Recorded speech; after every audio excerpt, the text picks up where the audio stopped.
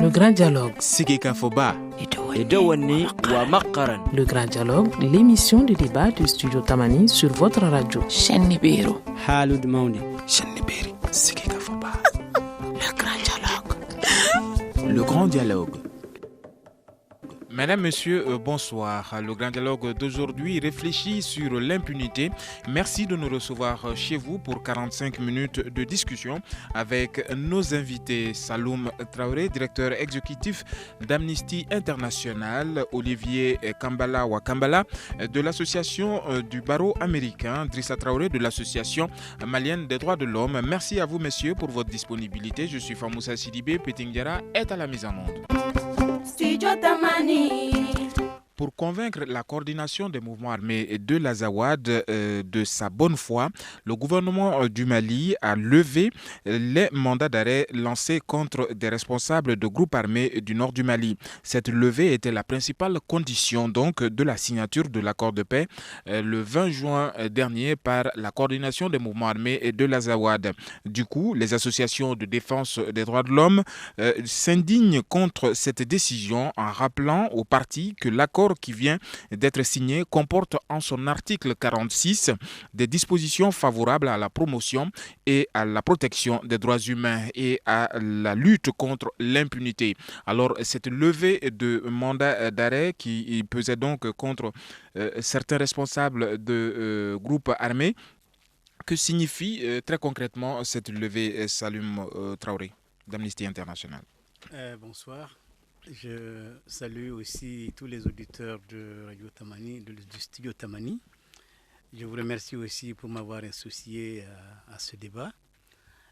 Pour moi, effectivement, cette levée, ça signifie que désormais, des personnes qui ont eu à salir leurs mains de sang, des personnes qui ont eu à tuer, des personnes qui ont eu à voler, à faire tout ce que tu peux comprendre comme mal, sont maintenant autorisés non seulement à se promener librement, mais même bientôt, très sûrement, à prendre des responsabilités de l'État. C'est la consécration de l'impunité. Et évidemment, nous allons certainement savoir pourquoi l'État s'est engagé dans ce sens. C'est, comme on le dit, au nom de la solidarité, disons, au nom de la paix. Mais nous avons toujours dit, et nous continuons à dire ça, que la paix ne doit pas se construire sur les violations, sur l'injustice. Voilà. D'accord. Merci beaucoup, Saloum Traoré. Je rappelle que vous êtes d'Amnesty International. Alors, Drissa Traoré, vous êtes de l'AMDH. Comment est-ce que vous évaluez cette levée de mandat d'arrêt? Merci beaucoup. Et c'est toujours un plaisir d'être au studio Tamani pour le grand dialogue. Et nous avons effectivement suivi cette main levée des mandats d'arrêt, parce qu'on le dit juridiquement main levée, des mandats d'arrêt. Et nous avons d'ailleurs réagi avec plusieurs organisations dont Amnesty. Et nous avons rappelé que même si logiquement ou théoriquement la levée ne suspend pas forcément les poursuites judiciaires et qu'elle pourrait compromettre le processus de lutte contre l'impunité. Et je crois que nous avons tout le temps rappelé effectivement qu'une paix sans justice ne serait qu'une lutte vaine. Et d'ailleurs, en octobre 2013, quand la première levée a été effectuée au bénéfice de 4 responsables, et d'ailleurs dont certains se sont présentés aux élections législatives, nous avons interpellé le gouvernement pour indiquer que nos organisations condamnent une telle pratique, parce que ces pratiques, si elles se perpétuent, elles pourraient compromettre toutes les actions engagées par le gouvernement et par nos organisations dans le cadre de la lutte contre l'impunité. Et cependant, je voudrais préciser que la levée, comme je viens de le dire tantôt, c'est des crimes qui sont imprescriptibles. bien sûr, mais on ne veut pas aussi attendre 20 ans, 50 ans, comme ça a été fait dans les autres procès, comme à Nuremberg, entre autres. Donc nous voulons que le gouvernement, que les autorités maliennes prennent des mesures appropriées pour non seulement mettre fin à des libérations extrajudiciaires et aussi à la levée des mandats d'arrêt, mais aussi à procéder à des enquêtes pour quand même mettre les victimes dans leurs droits. Merci beaucoup, Drissa Traoré. Je rappelle que vous êtes de l'AMDH. Alors, nous avons également avec nous Olivier Kambala Wakambala de l'association du barreau américain. Alors, Olivier, dites-nous si le Mali s'inscrit dans la ligne droite d'autres pays africains avec cette levée de mandat. Mais je crois d'abord qu'il faille féliciter le fait que finalement on a un accord de paix qui est signé par toutes les parties au conflit au Mali. Ça veut dire que si on rentre dans la ligne droite de cet accord qui va amener la paix et la réconciliation, ce sera au bénéfice des victimes. Mais la veille même de cet accord, il y a eu des faits comme la main levée du mandat d'arrêt.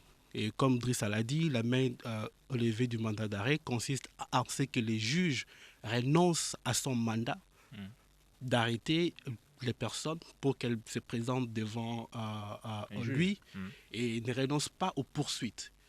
Et je crois que la main levée d'un mandat, c'est une mesure administrative et pas une mesure juridictionnelle. Ça veut dire qu'elle n'entache ou elle ne touche en rien la pertinence ou le fondement de poursuite. Alors, comment expliquer alors cette indignation des associations de défense des droits de l'homme? Moi, je crois que c'est compréhensible parce que l'histoire d'amener les auteurs présumés devant la justice est parsemée de beaucoup d'embûches au Mali. On a mentionné la même situation en 2013 et je crois que c'est normal que les personnes qui attendent depuis longtemps qu'il y ait quelque chose de concret pour les victimes puissent s'indigner. À mon avis, et ça c'est un appel que je suis en train de faire aux autorités de la République du Mali, que ce serait une bonne mesure d'apaisement de toutes les parties, pas seulement des hommes en armes, d'apaisement surtout des victimes, que de pouvoir avoir une approche pédagogique, une approche éducative qui puisse démontrer quel sera le cheminement du processus. Donc vous dites plus de sensibilisation autour de cette mesure? Plus de sensibilisation, pas autour de la mesure, mais autour de la politique que l'État du Mali pense mettre en place pour s'occuper des victimes. Je suis en plein dans la justice transitionnelle, où je me dis que l'État devrait déclarer quelle est sa politique en termes de poursuite pénale, en termes de recherche de la vérité, en termes de réparation pour les victimes et en termes de réformes institutionnelles pour éviter justement que ces crimes ne soient commis. Et donc cette main levée du mandat d'arrêt, en l'absence de clarté en ce qui concerne une vision gouvernementale sur qui sera poursuivi, comment les réparations seront données aux victimes, peut effectivement paraître comme ça siffle, sonner la lie pour les victimes. Mais en fait, je crois que sans pour autant soutenir cette main levée, je crois que stratégiquement parlant, pour avoir toutes les personnes qui sont venues signer la fin des hostilités, il fallait bien qu'il y ait une mesure. Mais il pouvait y avoir d'autres mesures. De confiance peut-être. Oui, et je n'appellerais pas une telle incursion dans le système judiciaire comme une mesure de confiance. Si on s'occupe de faire, disons, de renforcer la confiance seulement à ceux sur lesquels pèsent des graves suspicions d'abus des droits de l'homme, il faudrait en même temps faire beaucoup par rapport aux victimes. Mais pour l'instant, on ne voit pas ça encore. D'accord. Merci beaucoup, Olivier Kambala Wakambala. Je rappelle que vous êtes de l'association du barreau américain. Alors, Saloum Traoré, vous avez à un moment donné, vous vous êtes indigné également contre ces libérations extrajudiciaires. Où est-ce que vous en êtes aujourd'hui avec cette ancienne mesure avant donc cette levée de mandat? Je crois que vous constatez comme moi que nous ne sommes pas partis loin, étant donné que les vos luttes n'ont rien donné. Enfin, pas grand-chose pour l'instant. Étant donné que le résultat attendu, c'est qu'on ne procède plus à des libérations de personnes sans jugement. Mais vous constatez avec moi que c'est une quinzaine de personnes qui viennent d'être tout de suite libérées ou disons bénéficier de cette main levée. Bon, nous essayons de comprendre avec les autres que pour que, comme Olivier vient de le dire tout de suite, pour que ces personnes qui sont venues à la signature puissent venir, il fallait avoir une certaine mesure et peut-être c'est ce qu'ils ont pu faire. C'est peut-être le résultat de ce qu'on a appelé les négociations d'après les négociations. Vous vous rappelez qu'à un certain moment, les gens sont partis se retrouver à Alger encore, et même le gouvernement s'est fait représenter, et personne ne savait réellement pourquoi, étant donné que on a dit que c'est après les négociations, si les négociations étaient fermées et qu'il n'y avait plus rien. Mais nous avons compris maintenant que c'était ça. Il fallait que le gouvernement vienne et que la médiation internationale lui dise ou même lui impose d'accepter de lever ses mains, de procéder à ses mains levées pour, selon eux, pour l'intérêt national, pour l'intérêt de tout le monde, pour que cet accord puisse être signé. Merci beaucoup, Saloum. Alors, Drissa Traoré de l'AMDH, est-ce qu'il vous arrive de mener des réflexions, par exemple, allant dans le sens de ce que les autorités peuvent appeler aujourd'hui l'apaisement? Est-ce que la justice transitionnelle laisse une place au niveau des associations de défense des droits de l'homme pour pouvoir expliquer cette mesure de levée de mandat? D'abord, je voudrais préciser que nous considérons qu'il ne doit pas avoir de primes à l'impunité. Donc, cela est quand même clair. Et depuis le départ, nos organisations se sont inscrites dans une logique d'apaisement. D'ailleurs, nous avons rappelé dans ce communiqué qui a été publié le samedi et que nous saluons les partis qui ont eu le courage de signer de façon définitive l'accord issu du processus d'Alger. Et si vous avez aussi constaté, nous n'avons pas fait de manifestations de nature à jouer comme on l'a sur, vu lors des libérations extrajudiciaires. Exactement. Donc ça, c'est notre contribution, mais ce n'est pas aussi, je vais dire, on ne peut pas comprendre aussi cette attitude comme si nous avons abandonné la lutte, non, loin de là, mais nous avons quand même mis un peu d'eau dans notre vent, parce qu'il faut quand même signaler que le contexte n'y est pas, on ne devait pas faire des manifestations pour protester, mais nous l'avons fait d'une manière beaucoup plus pacifique et d'une manière beaucoup plus paisible. Alors, si le gouvernement dit aujourd'hui que cette levée de mandat d'arrêt n'affecte en rien la procédure judiciaire, est-ce que vous comprenez cette conclusion?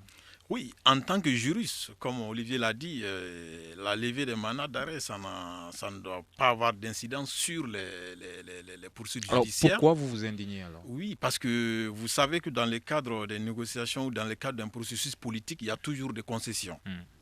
Et d'ailleurs, nous avons dit à l'époque, avant même la conclusion de l'accord, que les autorités maliennes et les autres parties qu'elles prennent en compte plutôt les aspects liés aux droits de l'homme. D'ailleurs, ça a été fait dans le cadre de l'accord. L'article 46 prévoit des mesures de promotion. De promotion et de protection des droits de l'homme, notamment l'exclusion de toute idée d'amnistie pour les auteurs des crimes les plus graves.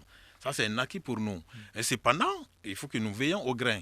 Parce que dans les accords politiques ou dans les négociations politiques, tout peut arriver. Donc, comme on a l'habitude de le dire, si jamais nous dormons, c'est comme si nous avons abandonné, mais nous n'allons pas aussi donner l'impression comme si nous sommes dans une posture négative. Non, nous nous inscrivons dans la logique de la paix. Et pour la paix, il faut passer par la justice. La justice. Voilà, c'est ça notre inquiétude. Merci beaucoup, Drissa Traoré, de l'Association malienne des droits de l'homme. Nous allons observer quelques secondes de pause et nous reprendrons le cours de cette émission. Vous écoutez Studio Tamani, votre avis nous intéresse. Écrivez vos commentaires et suggestions sur la page Facebook et dialoguez avec nous. Studio Tamani, c'est aussi les réseaux sociaux. Les réseaux sociaux, notre page Facebook et notre compte Twitter vous sont donc offerts pour d'éventuelles réactions à nos productions. Nous sommes dans la deuxième partie du Grand Dialogue qui parle donc de cette levée de mandat d'arrêt contre les quelques responsables de groupes armés. Alors nous sommes donc à la deuxième partie. En plus des rebelles impliqués dans certains crimes. Il y a aussi des individus jugés extrémistes qui sont soit libérés, soit aujourd'hui accusés de poursuites. Comment la justice voit ça, Saloum? Les extrémistes, les islamistes qui ont été libérés au nom de la paix. Les islamistes qui ont été libérés au nom de la paix, je pense que c'est presque la même chose que les hommes armés aussi qui ont été libérés. C'est toujours au nom de la paix qu'on libère. On libère au nom de la paix. Mais bon. Mais le problème, c'est que si on libère un criminel au nom de la paix, on l'encourage à commettre d'autres crimes. On encourage d'autres personnes à l'imiter aussi. Mais c'est pour cela que nous avons dit que, en tout cas, nous étions contents de l'article qui disait qu'il n'y aura pas d'amnistie. Mais comme Traoré a eu à le dire là, si nous ne verrons pas au grain, on ne sait vraiment pas de quoi demain sera fait. D'abord, personne n'a pensé qu'après tout ce que nous avons fait avec la libération de Ouka Ouka et Wadoussen, personne n'a pensé qu'on allait encore procéder à de telles libérations. Bon, disons plutôt c'est des mains levées, mais c'est la même chose. Quelqu'un qu'on est en train de traquer et on décide de ne plus le poursuivre, c'est la même chose qu'une libération de quelqu'un qu'on a arrêté. Voilà. Merci beaucoup Saloum Traoré d'Amnesty International. Alors Olivier Kambala Wakambala, vous êtes de l'association du barreau américain. Aujourd'hui, est-ce qu'il faut une justice transitionnelle qui puisse faire table rase donc de tout ce qui s'est passé ou bien une justice pour d'autres, favorable à d'autres et qui vont à l'encontre de d'autres au Mali? Surtout pas table rase, parce que la politique de la terre brûlée ne donne pas toujours ce qu'on pense, à part bien entendu dans l'agriculture. Mais je crois que pour moi, un premier pas, ce serait l'entendement, la compréhension de ce que veut dire justice transitionnelle. Et que la justice transitionnelle ne veut pas dire une justice qui va venir,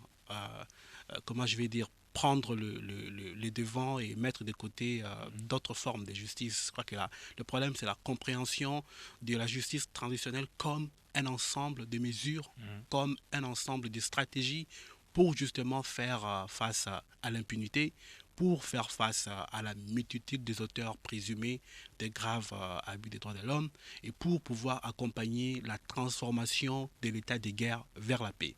Et donc, ce serait une mauvaise compréhension de définir la justice transitionnelle comme une justice spéciale ou comme une justice de circonstances. Ça n'est pas c'est une politique, c'est une stratégie. Et celle-là, c'est ce qu'on aimerait bien voir au Mali. Parce que dans la résolution de... Comment doit-elle se traduire concrètement, cette justice transitionnelle au Mali?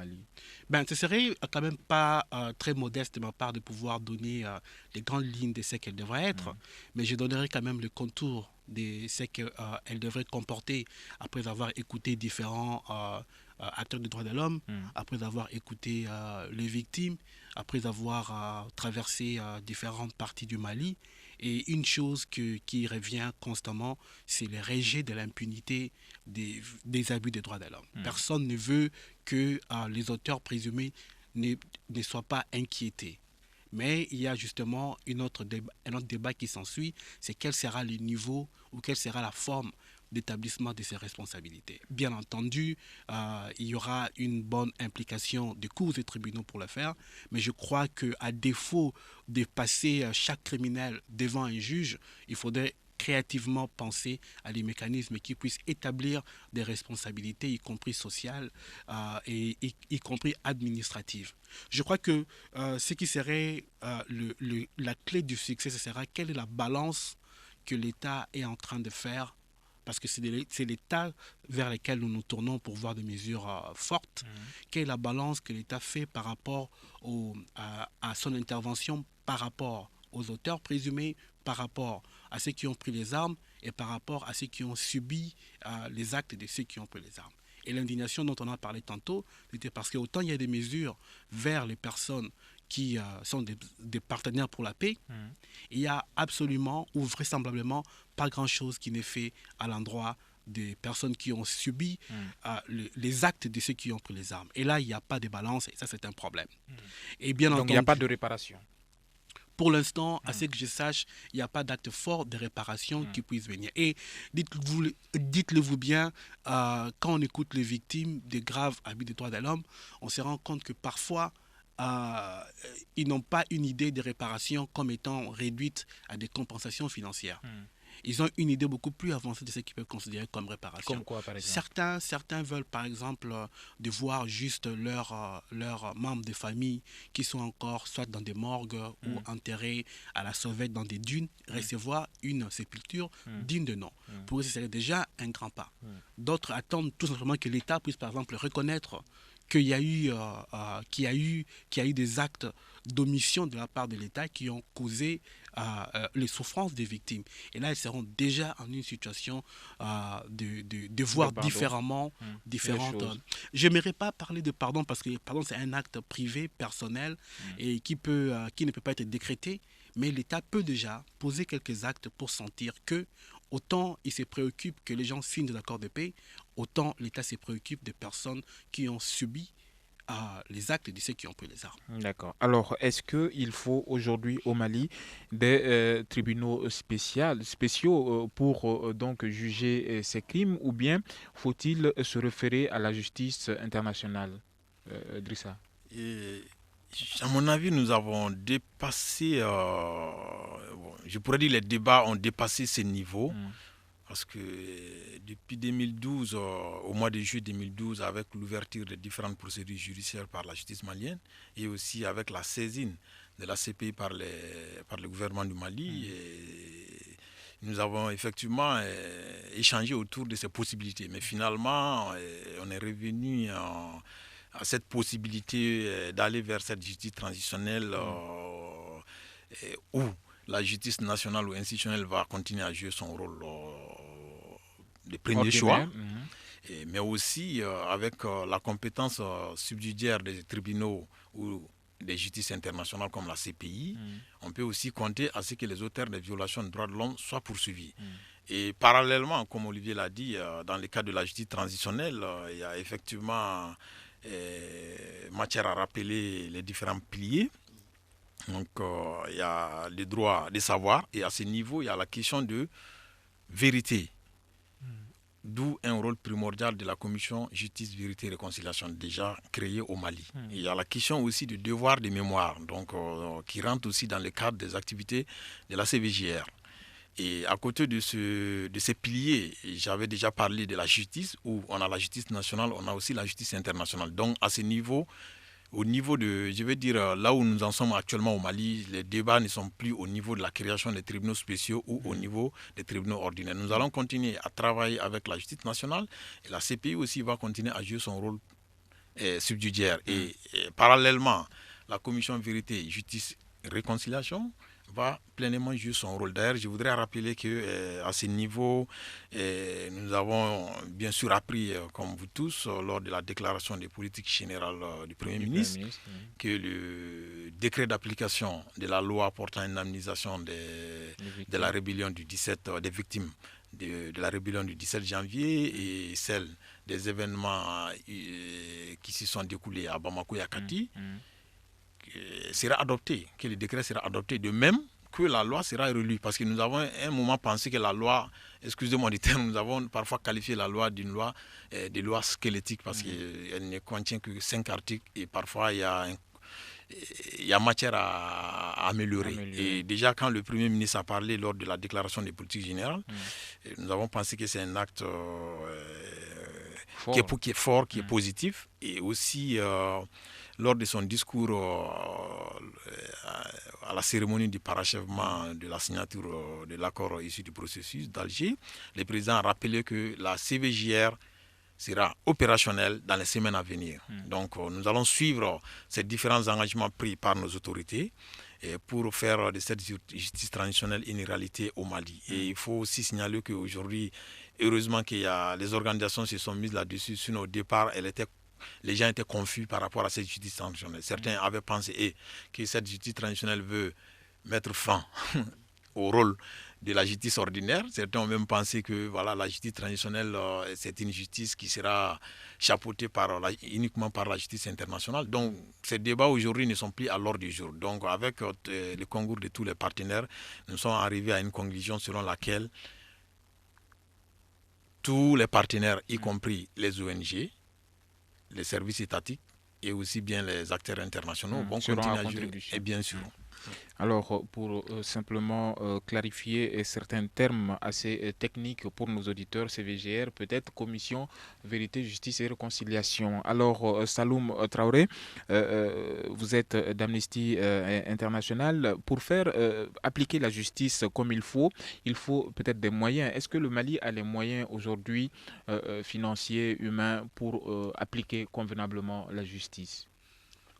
Je me rappelle dans l'émission dernière que nous avons, nous avons aidé à animer ici la dernière fois, nous avons parlé effectivement de ce cas et nous avons dit que le Mali a eu la chance, une chance, disons, unique, parce que dans le monde, on ne peut pas compter encore des pays qui ont eu cette chance d'avoir toute la communauté internationale à ses chevet. Donc, je pense que si tout se passe bien, les moyens ne manqueront pas. Et déjà, est-ce qu'ils sont suffisants? Bon, pour l'instant, ils sont en train de venir. En fait, les moyens ne sont pas ici, ils ne sont pas déjà visibles, etc. Mais vous rappelez, lors de la signature, les partis qui sont là sont engagés, et plus particulièrement, déjà l'Union européenne, etc., a déjà fait des décaissements déjà, et les moyens sont en train de venir. Et nous savons que si tout se passe bien, si le gouvernement respecte ses engagements, et si la communauté internationale respecte ses engagements, il n'y a pas de problème, il y aura suffisamment de moyens pour que la justice soit rendue. Alors ça c'est un peu les moyens techniques et financiers. Est-ce que en termes de moyens humains, est-ce que avec les scandales à répétition qu'il y a autour de certains dossiers dans le pays, est-ce que cette corruption laisse de la place à la justice au Mali? Vous avez parlé du mot fétiche, la corruption. La corruption. Nous pensons qu'en tout cas, la société civile en tout cas est prête pour que la lutte soit définitivement engagée contre la corruption. Et nous avons beaucoup apprécié ces derniers temps les rapports du vérificateur général.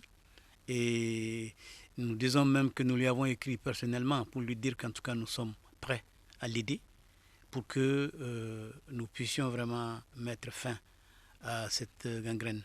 La corruption, c'est ce qui met tout le processus, disons la richesse du pays, l'éducation, tout le reste, c'est mis au bas de l'échelle à partir de la corruption.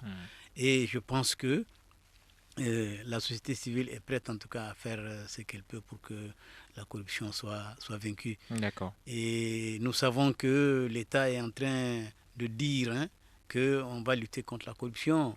On va recevoir les rapports du vérificateur général, etc., etc. Mais nous attendons de voir, effectivement. Nous attendons de voir, parce que ce n'est pas possible que tous ces actes de corruption se passent et qu'aucune tête ne tombe. Nous ne sommes pas méchants.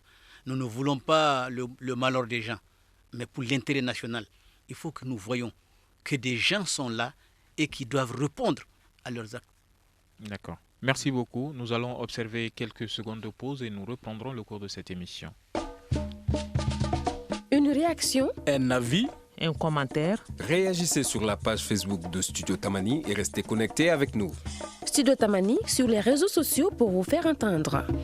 La justice et la paix. Nous sommes aujourd'hui en train de réfléchir sur l'impunité, comment lutter contre l'impunité au Mali après donc la levée de mandats d'arrêt contre certains chefs de groupes armés dans le nord du Mali. Cette mesure qui a donc permis à ce que la CEMA, la coordination des mouvements armés de l'Azawad, puisse signer le 20 juin dernier à Bamako l'accord de paix permettant donc le parachèvement de ce processus d'Alger. Alors, nous sommes avec trois invités. Olivier Kambala Wakambala, vous êtes de l'association du barreau américain. Aujourd'hui, nous avons parlé tout à l'heure avec Saloum Traoré des moyens du Mali pour pouvoir appliquer convenablement la justice dans le pays. Comment vous voyez l'arsenal judiciaire du Mali par rapport aux autres pays? Je crois que par rapport aux pays sortant de conflits, les systèmes où l'outil judiciaire au Mali présente des similarités avec beaucoup de pays qui passent des moments difficiles. La différence avec le Mali, c'est que le Mali a la possibilité et a démontré cette possibilité de rapidement se reprendre après la crise qu'il y a eu au nord. Et s'il faut croire au fait que le 20 juin marque la fin des hostilités, il faudra dire que le conflit du Mali n'a pas duré plus de 3 ans.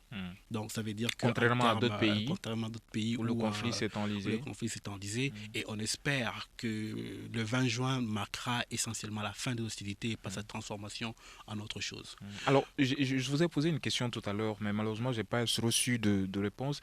Est-ce que cette levée que l'on voit aujourd'hui de mandat d'arrêt, est-ce que d'autres pays africains ont subi le même sort? Oui, je crois que d'autres pays sont allés loin.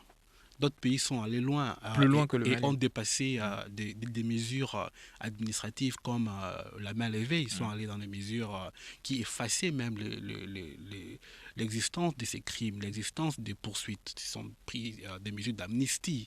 C'est déjà quelque chose que je me réjouis.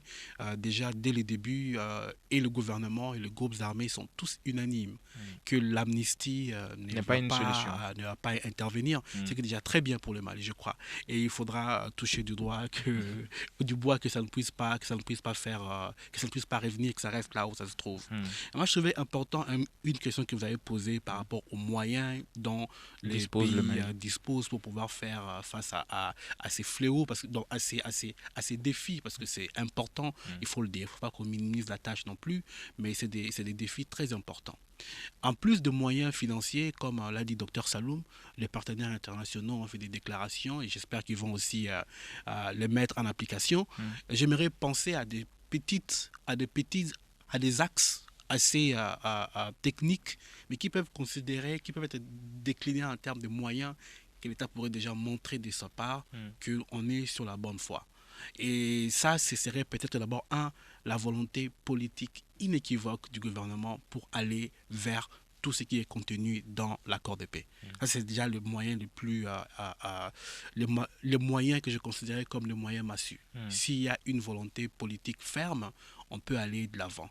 Et les moyens financiers peuvent venir également. Après.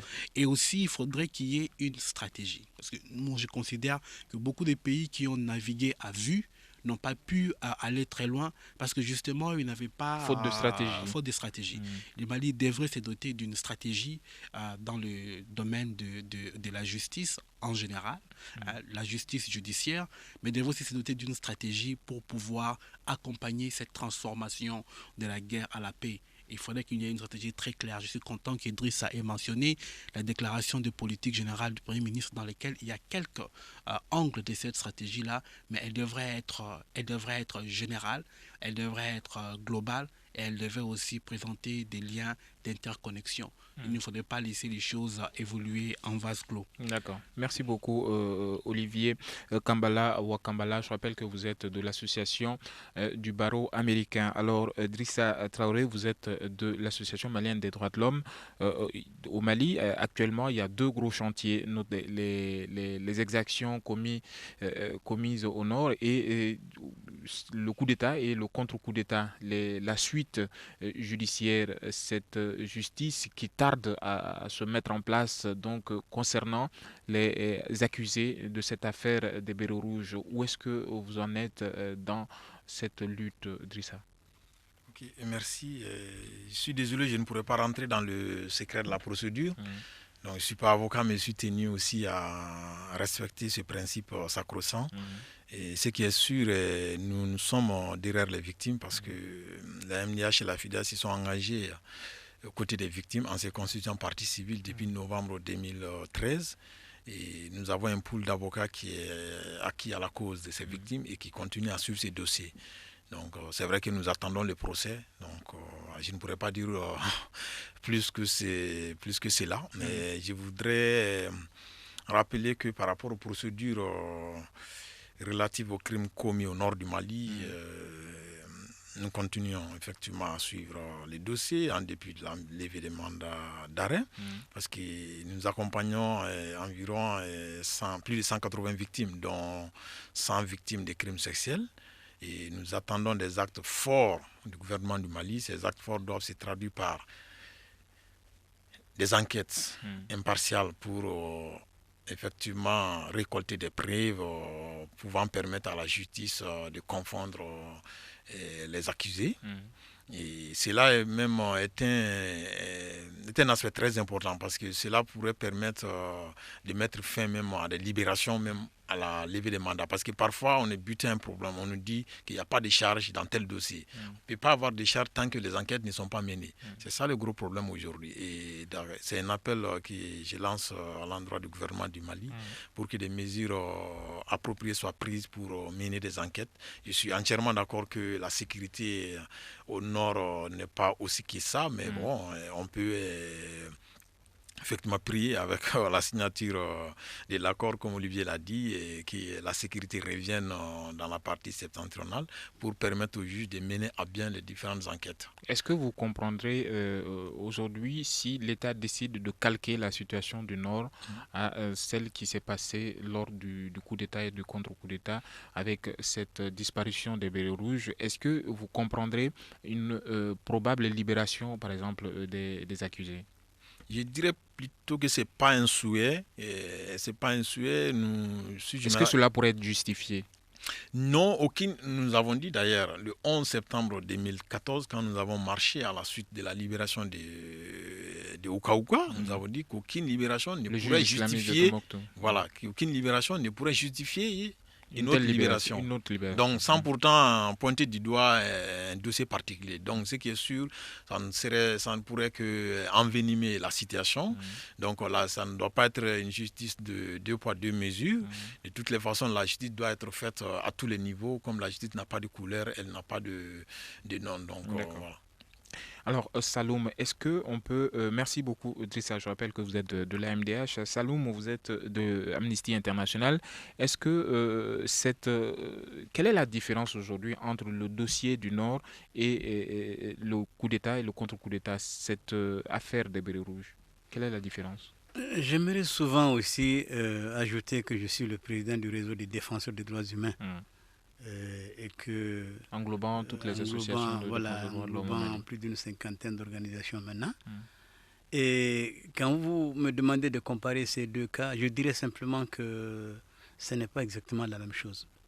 Vous savez que pour ce qui concerne le coup d'État à Bamako ici, eh bien... Coup d'État dans le pays? Le coup d'État, oui. Le coup d'État dans le pays. Bon, je vais dire que les auteurs ne sont pas aussi nombreux que ça. Et puis, l'action a eu lieu, disons, précisément à Bamako ici, etc. Par contre, dans le conflit du Nord, c'est tout un espace qui est là, avec divers acteurs, des acteurs visibles, des acteurs invisibles, etc. etc. Donc, ce n'est pas, les deux cas ne peuvent pas être comparés. Voilà, donc ce n'est pas la même chose. Maintenant, je me réjouis quand même que avec cet accord-là, on peut déjà aller à la deuxième phase, c'est-à-dire qu'on va penser désormais à comment ramener la justice aussi bien à Bamako que dans le Nord. Et je pense que cela va faire que nous allons finir avec les questions quand est-ce qu'on va juger tel, parce qu'en fait, il faut quand même qu'il y ait cette paix-là pour que nous puissions vraiment nous occuper de tout ce qu'il faut faire pour que justice soit faite aux victimes. Les victimes même, je suis certain qu'ils sont contents, ils sont en train d'applaudir parce qu'il faut la paix pour qu'on puisse maintenant venir à leur cas.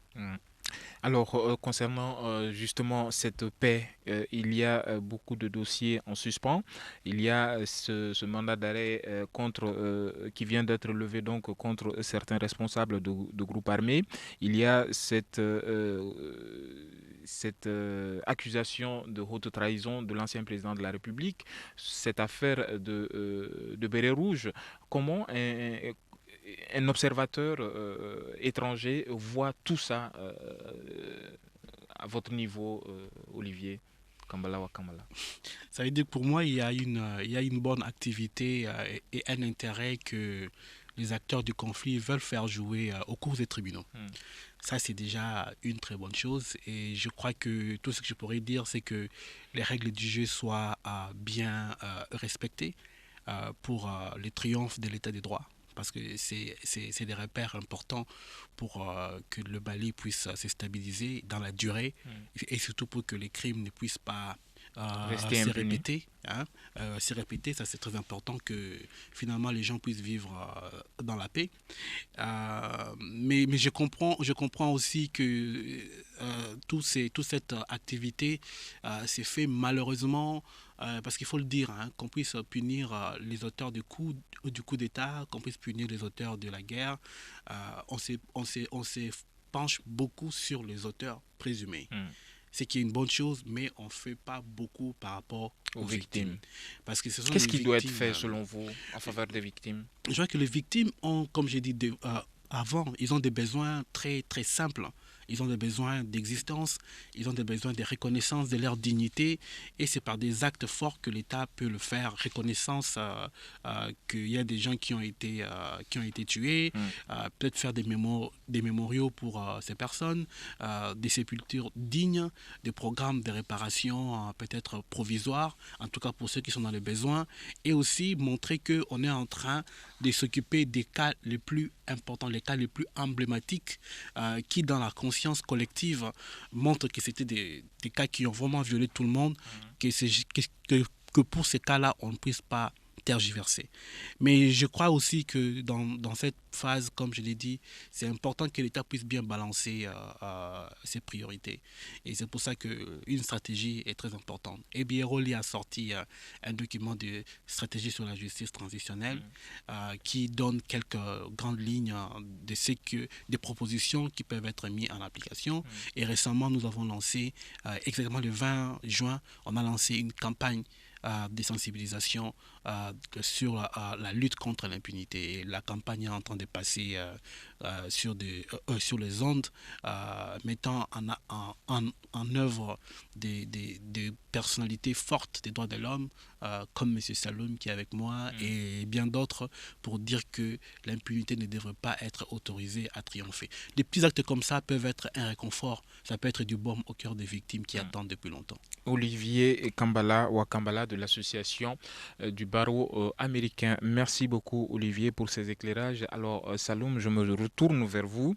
Est-ce que la stratégie dont parlait tout à l'heure Olivier, cette stratégie, est-ce que le Mali l'a? Et est-ce que cette stratégie est claire aujourd'hui? Ce n'est pas encore clair. Ce n'est pas encore clair, même si, comme l'a mentionné Traoré, voilà, dans la politique générale du Premier ministre, il a donné quelques points, quelques lignes. Mais nous ne voyons pas en tout cas cette stratégie. Et elle est extrêmement nécessaire parce que pour éviter de naviguer à vue, il faudrait vraiment avoir une stratégie bien claire pour que nous puissions vraiment arriver à une justice vraiment disons pour l'intérêt de tout le Mali et particulièrement pour vraiment les victimes. Merci beaucoup Saloum, merci également Drissa, AMDH et Amnesty International, mais également avec nous Olivier Kambala Wakambala de l'association américaine, donc de l'association du barreau américain. Merci à vous messieurs pour votre disponibilité. Je rappelle que ce débat portait sur l'impunité, la lutte contre l'impunité, la levée des mandats d'arrêt contre certains responsables de groupes armés qui qui a été une des conditions pour la signature lors de la cérémonie du 20 juin dernier, samedi, au Centre international de conférence de Bamako, de l'accord de paix par la coordination des mouvements armés de l'Azawad. Ce débat s'achève. Famoussa Sidibé, je suis au micro. Peting Diara était à la mise en onde. Mamadou Ouattara était à la régie vidéo. Ousmane Diadje Touré et Ayoubasso étaient à la réalisation. Nous vous disons donc bonsoir et à très vite pour un autre débat. Bonsoir.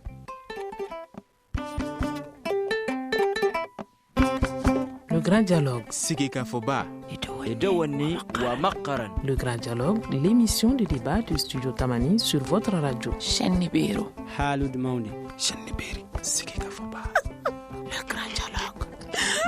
Le grand dialogue.